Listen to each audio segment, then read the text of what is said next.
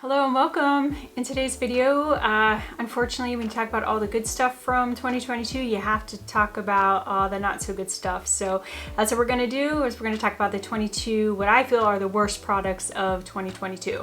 So if you like that kind of content, make sure you stay tuned.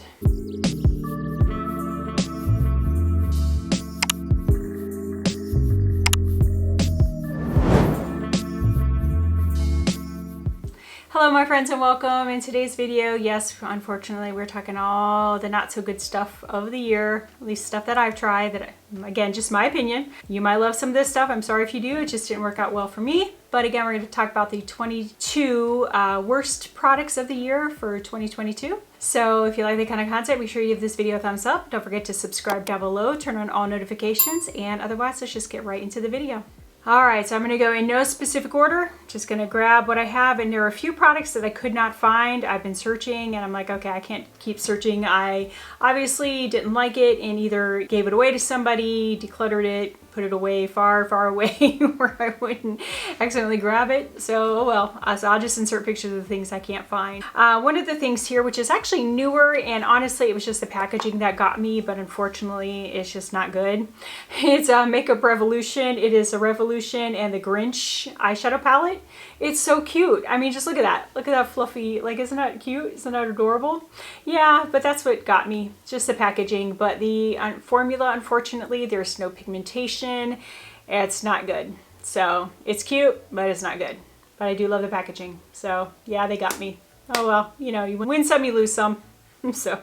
Alright, another thing that I thought I liked it at first, but the more I wore it, I was not impressed. It just looked powdery, did not look good on me, is the Colourpop Pretty Fresh. This is the pressed face powder. I have the shade Light 8. Again, this just didn't work well on me. At first, I thought it was okay, but then the more I wore it, it just looked powdery. It just did not look good. So, didn't like it, never used it again, and wouldn't recommend it. So.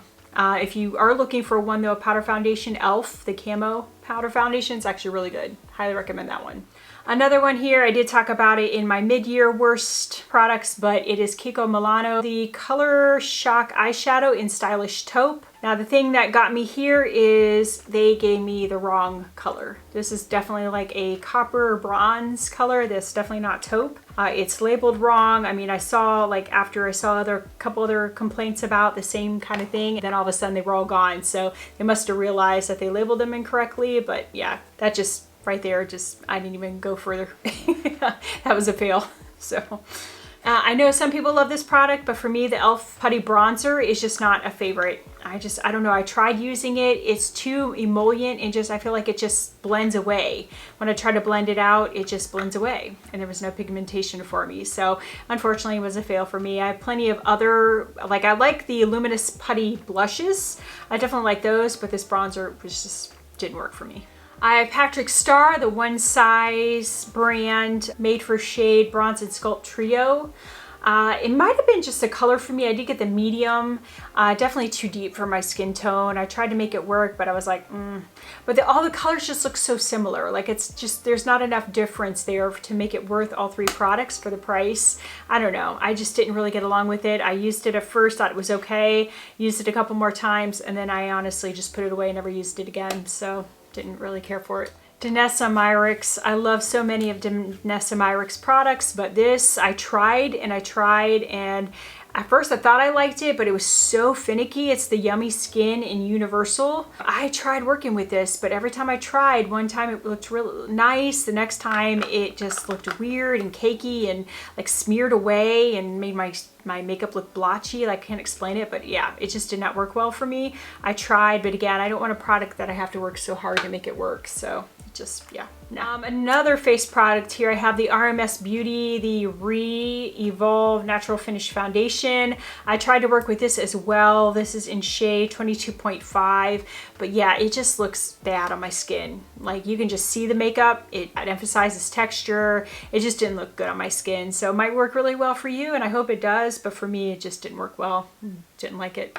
You already know this one, but Artist Couture, the Supreme Mauves. I love this color story. I'm so sad, but it's dry. I could make the look work, which is what was like, I struggled with, because I'm like, ugh, you know what I mean? Like I can make it work, but I had to work so hard to make it work. So again, I don't want those kind of like difficult products. Like, you know, my life's busy. I want things that I can make work quickly and don't have to put too much effort into, and this had required way too much effort. So it's just unfortunately a fail for me.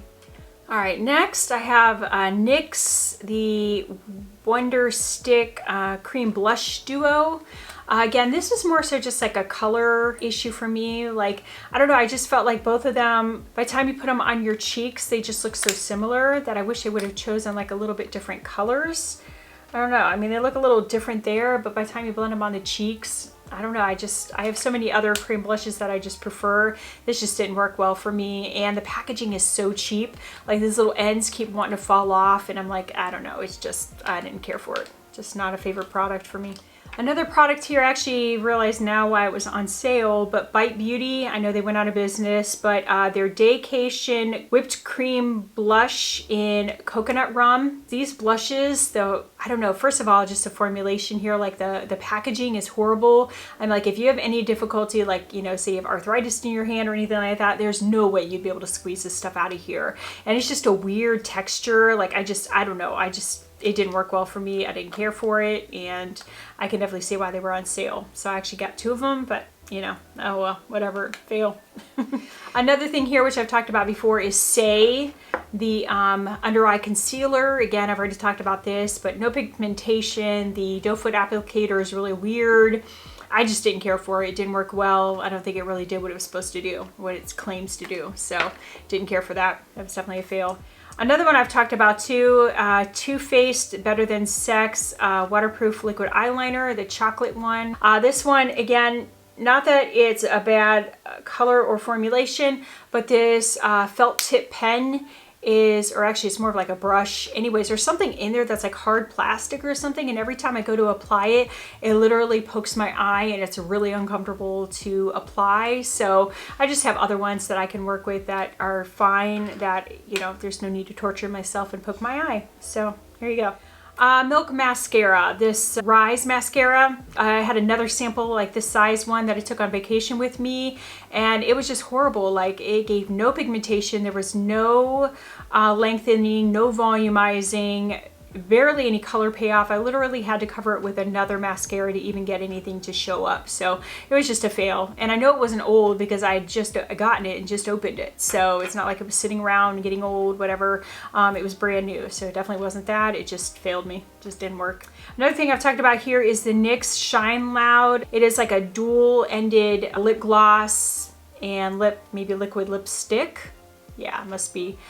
In the shade Magic Maker. I've already talked about this, but I just really did not like this formula. It was very drying on my lips, made my lips look dry and crusty. It just did not work well for me. So just not a favorite of mine. Didn't care for it. Another thing that I just talked about recently, which I thought I liked at first, but then changed my mind about, Lawless, the Forget the Filler Lip Plumper Gloss. It is so drying on the lips. I put it on and I just feel like I want to douse my lips in like water and you know what I mean? Like, I feel so dehydrated. So I'm like, ugh, yuck, did not work for me. Next product, Colourpop Apricot Me Not. I did not like this palette. I didn't think it had much pigmentation. It just didn't work well for me. Just definitely not a favorite of mine. Again, Colourpop for the most part, I do enjoy their products, but there are some misses, and unfortunately this was a miss for me. I just didn't care for it. I know I talked about this recently too, but the Transition palette from Dominique Cosmetics. Unfortunately, I really wanted to like this, and I'm so sad, but when I used it, the few times I used it, it was like these colors were really just patchy, and it took a lot of building and blending, and it just, I don't know, it was just not the easiest to work with. So I was unfortunately, I don't know, I was just saddened that it didn't work well, disappointed. So, but anyways, yeah, I mean, you know, you can make it work, but again, I had to work really hard to make it work, which I shouldn't have to, so. This is not going to be a popular opinion, but Natasha Denona's Pastel palette, I don't know, maybe I'm just not a pastel girl, but like this, I just didn't care for it. I feel like the look I got, a couple looks I did, I really had to build them, and then they just seemed like they faded away quickly, and it just wasn't the easiest one to work with for me. So I don't know, it wasn't horrible, but it just definitely was not a great product. So I don't know, it's just not a favorite. for sure. Another one here, I have the Villains Evil Queen Essence palette. Unfortunately, I really like the Ursula palette. It worked really, really nice, but for some reason, this palette did not. The pigmentation was not there. It didn't have any color payoff. Like, it was just the look I got. I mean, I really had to work hard, and everything was so firmly pressed that I couldn't get a lot of payoff with the metallics. I don't know. I was just very highly disappointed, so unfortunately it failed for me. Now the last couple of products I'm going to have to tell you about here, just put pictures in because I no longer have them.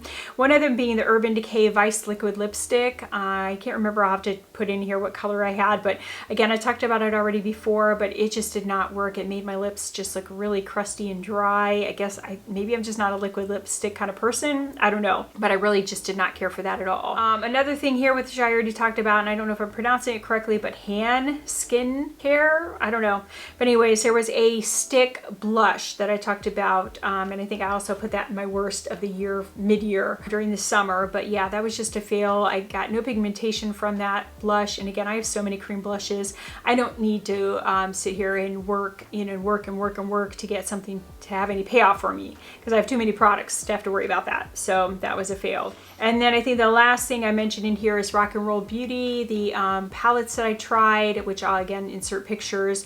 I don't know if I decluttered them, if I stored them away somewhere because I knew I wasn't going to use them, but I no longer have those in my collection either. But those were definitely a fail for me. I just didn't like the way they, I don't know, they just blended away to like nothing, and there wasn't a whole lot of shine or pigment. I don't know, I wasn't that impressed with those, unfortunately. But yeah, those were definitely fails for me. But yeah, those are my fails for, or you know, my worst of beauty for 2022.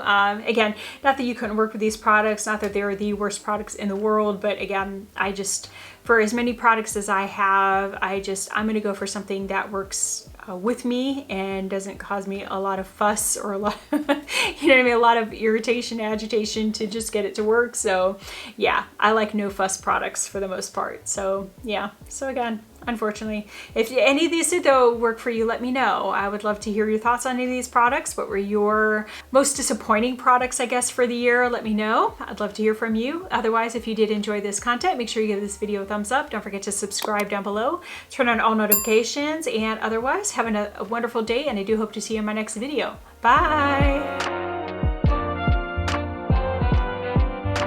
Again, this just didn't well. It's called, yeah, I don't know.